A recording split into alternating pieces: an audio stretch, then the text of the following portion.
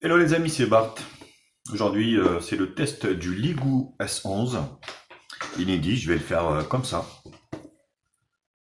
Voilà, donc le Lego S11, que j'ai eu le temps largement d'utiliser depuis maintenant plus d'un mois. Et voilà, je vais pouvoir vous faire un retour pour un smartphone, rappelons-le, qui vaut 90 euros. 90 euros, est-ce que ça vaut le coup? On verra. Ce téléphone, donc, qui a été sorti par Ligou il y a de ça 2 mois maximum.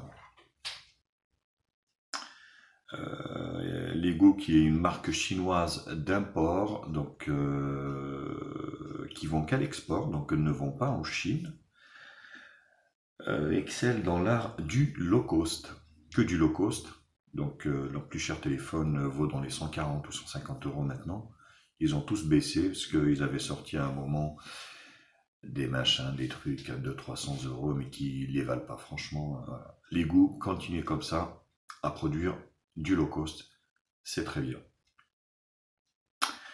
Donc ce Lego S11 est sorti en 3 couleurs, donc vert, noir, euh, non, 2 couleurs, vert et noir. Ouais.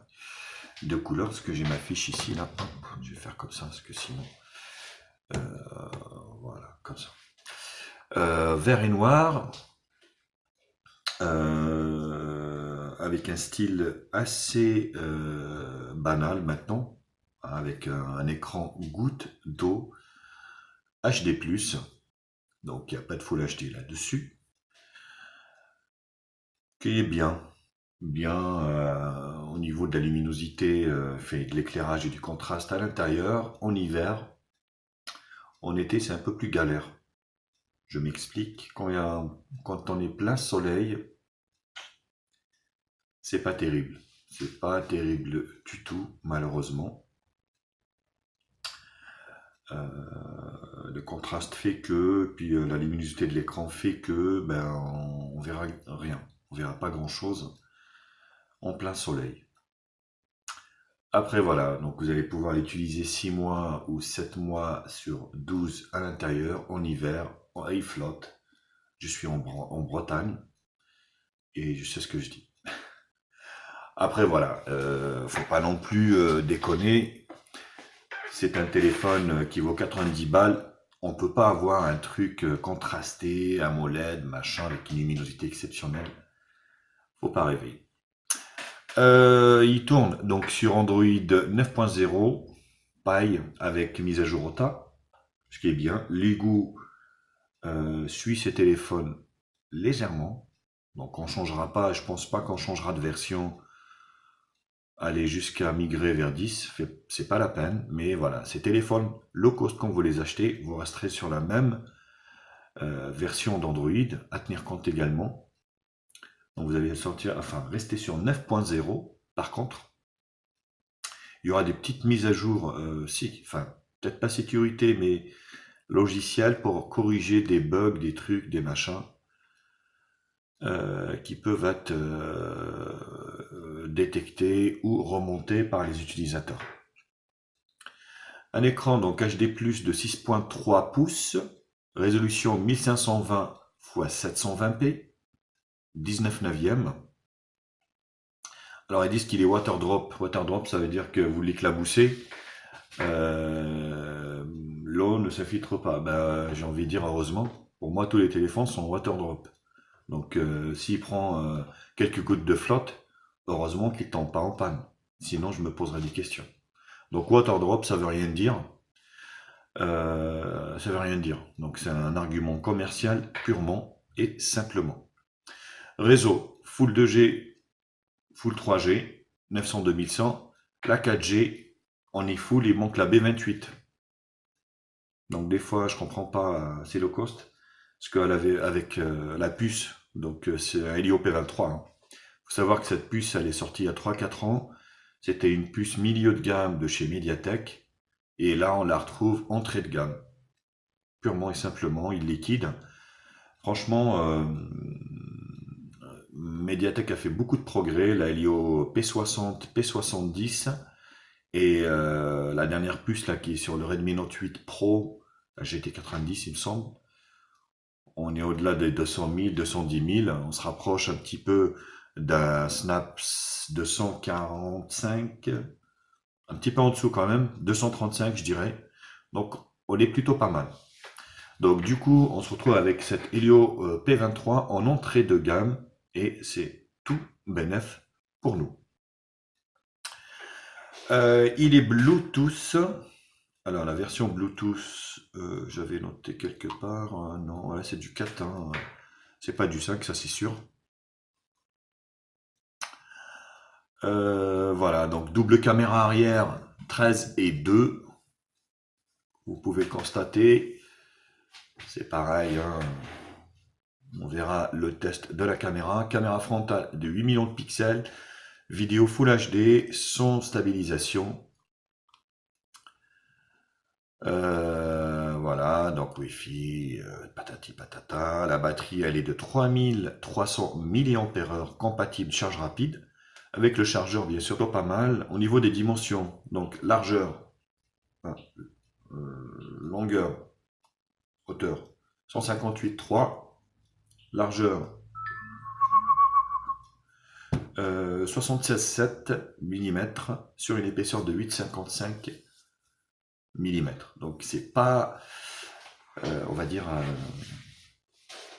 c'est pas très très fin, mais c'est pas non plus 1 cm, quoi. Donc on est juste dans la moyenne, ce qui est plutôt pas mal. Le package est complet, vous avez une protection d'écran, vous avez également une coque silicone, donc le package est assez complet. Pour un poids de 160 grammes, prêt pour le combat, c'est parti. Pour cette première partie, donc bien sûr il n'y a pas de l'aide de notification, ça je l'avais déjà dit. Et il est OTG, donc c'est plutôt pas mal, je pense que j'étais assez complet. La ROM, on est sur du stock, avec un lecteur d'empreintes digitales qui fonctionne plutôt bien, rien de souci là-dessus. Et on va dire une ROM stock, pas du tout bidouillée, quasiment pas. Sinon on est sur un Google Now, quoi, un Google Launcher Google, qui est plutôt, voilà, pas une mauvaise chose en soi. Voilà cette première partie, présentation, spécification, un rappel de ce que j'avais déballé. Je vous retrouve pour la seconde partie, qui sera la partie bench.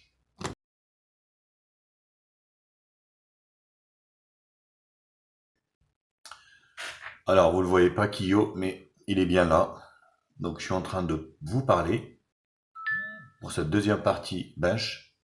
Et vous voyez, il est toujours là, à tourner autour et à rôder autour de moi. Alors, au niveau des benches, donc on est sur une puce qui est très connue, le P23. Faut pas rêver. Donc, en tout, ça va être à peu près dans les 75 000, entre 75 et 80 000, pas plus. Donc, une puce qui était milieu de gamme il y a de ça 2-3 ans, qui est devenue aujourd'hui une entrée de gamme. Voilà, donc tous les constructeurs on la mettent un petit peu partout. 75 000, donc Geekbench 785 3303, le multitouche 5 touches, PCMark 4974. Autre chose, l'écran HD+, il tend vers le jaune, il est jaunâtre, c'est bizarre. Il a une tendance à aller vers le jaune, quoi. Donc je ne sais pas pourquoi, mais ouais, c'est pas, on dirait pas que c'était des couleurs naturelles. Voilà, je vais faire comme ça. Mais bon, c'est pas pour ça que vous n'allez pas pouvoir l'utiliser, mais voilà, je tenais à vous le dire aussi au niveau de l'écran. Au niveau des capteurs, vous avez la boussole, capteur de lumière, proximité, c'est pas mal. Donc après, vous n'avez pas ceux de la pression et tout ça, mais ça on s'en fout un peu. Donc c'était plutôt pas mal au niveau des benches. Vous allez pouvoir quand même utiliser l'intégralité des applications du Play Store sans aucun problème.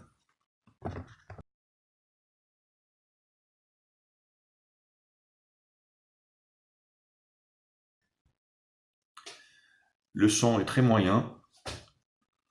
Le son est moyen. Il est aigu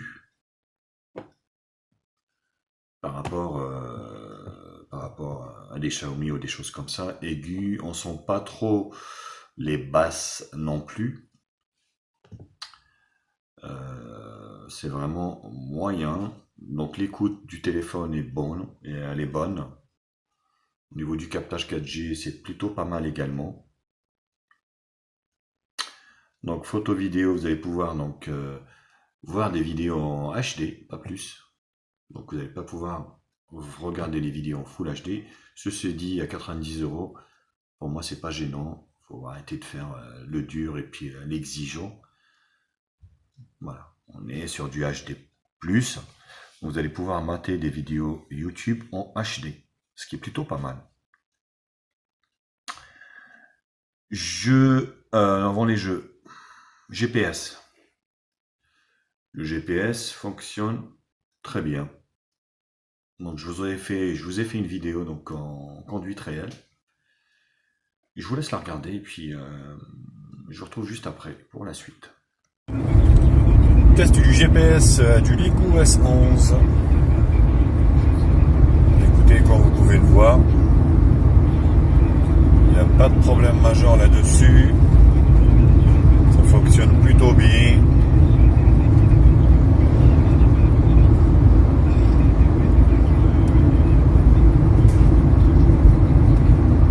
Pas de décrochage, vous voyez. Donc plutôt un bon point. Après, honnêtement, les GPS maintenant, c'est pas vraiment un souci, quoi. Donc ça fonctionne plutôt bien.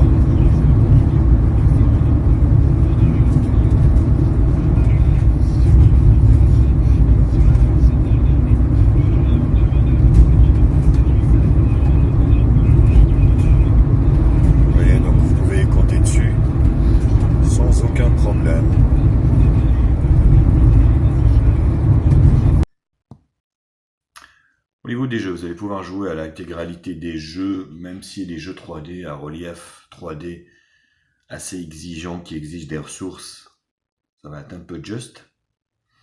Mais voilà, vous allez pouvoir quand même jouer à des jeux. UBG, ça sera en résolution basse. Donc vous allez pouvoir jouer en résolution basse, mais le reste, ça passera sans aucun problème. Photo vidéo. Photo vidéo, c'est moyen. Je vous en ai fait plein, à l'extérieur, comme d'habitude. Plutôt moyen. Par rapport à la gamme de prix, pour moi, ça passe. Après, en forte luminosité, les couleurs et les vidéos vont être beaucoup mieux qu'en basse luminosité. Ça, c'est connu. Déjà que les hauts de gamme n'arrivent pas des fois à avoir un rendu correct. Mais là, ça va être exactement la même chose. Donc, je tenais à vous le dire. Sinon, bah, écoutez, rien de particulier.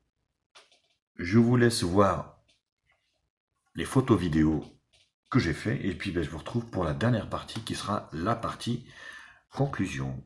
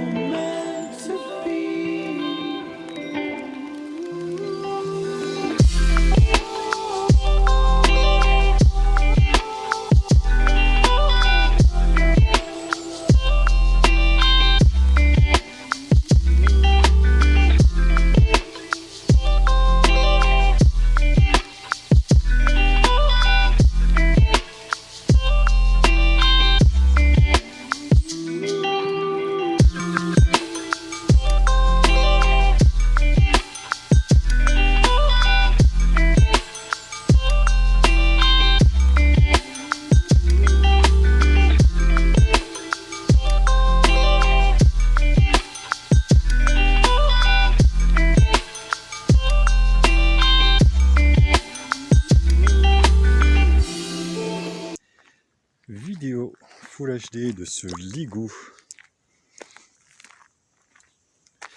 S11 qui quand même a l'air d'avoir un écran un peu jaunâtre, donc faut que j'approfondisse le truc parce que c'est quand même désagréable. Donc là je suis en plein Cambrousse, je profite pour faire ma vidéo et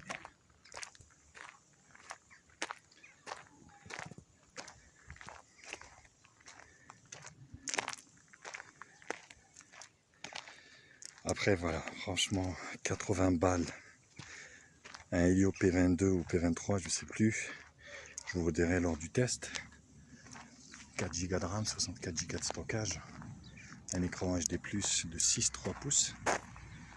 Franchement, il fallait le faire, il fallait oser, Ligou l'a fait. Alors, donc je retrouve avec la caméra de devant de ce Ligou S11. Alors là, je vois rien avec le soleil. Je suis en train de me filmer ici. Écoutez, ça m'a l'air d'être correct. Après, Full HD, j'en sais rien. Je suis pas très sûr pour tout vous dire. Peut-être que c'est de l'interpolation, mais voilà. Ça mérite d'être comme ça, en moins. On sait qu'on a un téléphone rapport qualité-prix juste imbattable. Franchement, Ligou l'a fait avec un Android 9 Pie, avec un Helio P22 ou P23, qui tourne très très bien, d'une manière très fluide. Franchement, Ligou nous surprend de plus en plus. Allez, bisous.